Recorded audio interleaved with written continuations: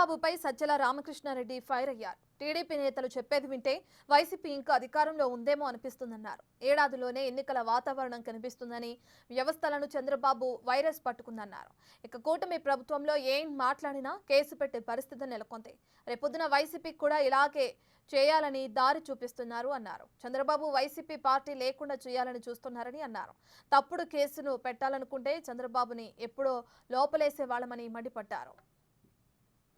అంటే చట్టాన్ని ఇంటర్ప్రిటేషను, చట్టాన్ని ఎట్లా వక్రీకరించడం అనేది ఏ లెవెల్కి పోయారంటే, ఇట్లా పెట్టాలంటే బహుశా మనం వచ్చిన 6 నెలల్లోనే వాళ్ళందరినీ పెట్టేసిండొచ్చు. అఫ్కోర్స్ రేపు వచ్చినాక అదే మనం చేయాలి, తప్పదు. చేయకుండా అయితే ఉండగలిగే పరిస్థితి లేదు. అయితే మనకు రెడ్ బుక్ అవసరం లేదు. మన నాయకుడు చెప్పినట్టు రెడ్ బుక్ అవసరం లేదు. ఎవరి వారికి తలకాయలోనే ఉంది. ఆ ఇబ్బందులు పడుతున్న వాళ్ళంతా ఇక్కడ ఉండే వాళ్ళతో సహా ఇక్కడికి రాలేని వాళ్ళు క్షేత్రస్థాయిలోనే ఉన్నారు, పై నుంచి కింది వరకు.